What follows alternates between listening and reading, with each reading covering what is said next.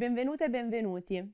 In questa unità verranno illustrate e descritte le principali fasi che compongono la progettazione di interventi di prossimità digitale nell'ambito delle dipendenze patologiche.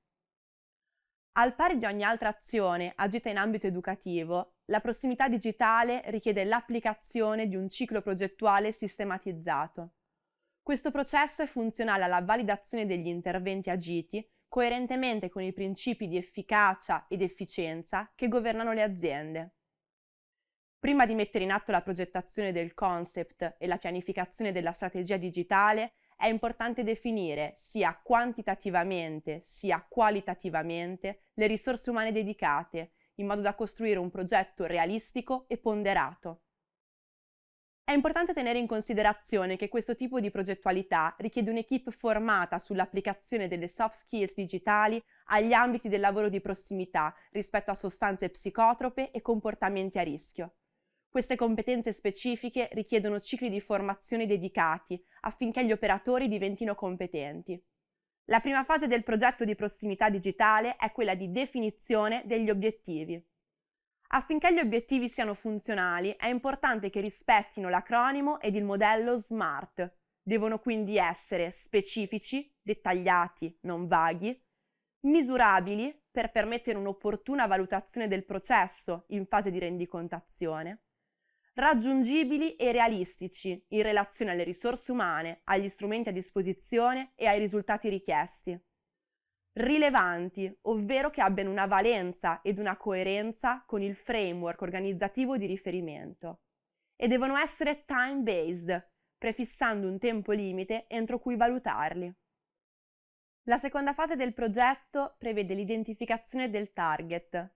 Nei mondi online, come in quelli offline, non è possibile rivolgersi a tutti nello stesso modo. È quindi importante individuare un pubblico di riferimento coerente con gli obiettivi. In questa fase può risultare utile creare delle user personas. Questo permette di affrontare il terzo step, ovvero la scelta delle piattaforme su cui svolgere il progetto. Ad esempio, se l'obiettivo prefissato riguarda informare altri professionisti rispetto alle tematiche alcol correlate, si prediligerà l'utilizzo di una piattaforma come LinkedIn. Se invece lo scopo è quello di sensibilizzare la popolazione giovanile fornendo consigli di riduzione dei rischi, si utilizzerà TikTok come canale di comunicazione. È importante tenere in considerazione che le piattaforme sono tutte differenti e richiedono approcci comunicativi e stili di copywriting diversificati.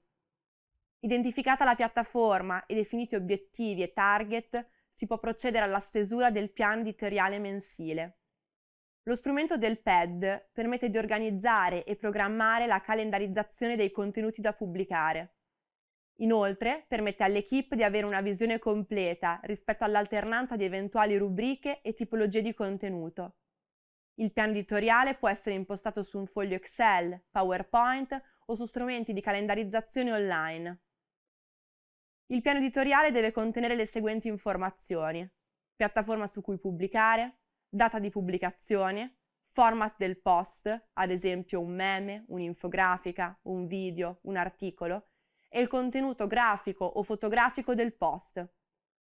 Una volta calendarizzati i contenuti che si desidera pubblicare, si può procedere alla creazione degli stessi. È fondamentale cercare una sitografia e bibliografia di riferimento per poter reperire informazioni validate a livello scientifico rispetto alle tematiche che si intende analizzare. Successivamente viene ideato il messaggio e deciso lo stile di copy.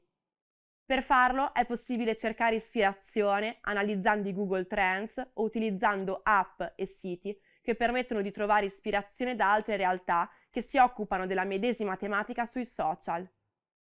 La fase di creazione vera e propria è invece supportata dall'utilizzo di strumenti grafici che permettono di creare immagini o video partendo da modelli. Per rendere gli interventi validati e validabili è importante definire numerosi momenti di valutazione. Ex ante è necessario individuare indicatori da tenere monitorati per comprendere l'andamento del progetto e il raggiungimento o meno degli obiettivi prefissati. Le piattaforme social forniscono una serie di strumenti, chiamati insights o analytics, che supportano la rendicontazione dei dati. È fondamentale poi prevedere delle valutazioni periodiche in equipe per analizzare i risultati raggiunti e per vagliare l'ipotesi di apportare modifiche al progetto, qualora emerga che gli obiettivi identificati non siano corretti o le azioni messe in atto non sufficienti. In questo modo la progettualità in prossimità digitale si compone di una circolarità di azioni che permette di revisionare il progetto in itinere sulla base dei dati forniti e dei bisogni emersi. Grazie per l'attenzione.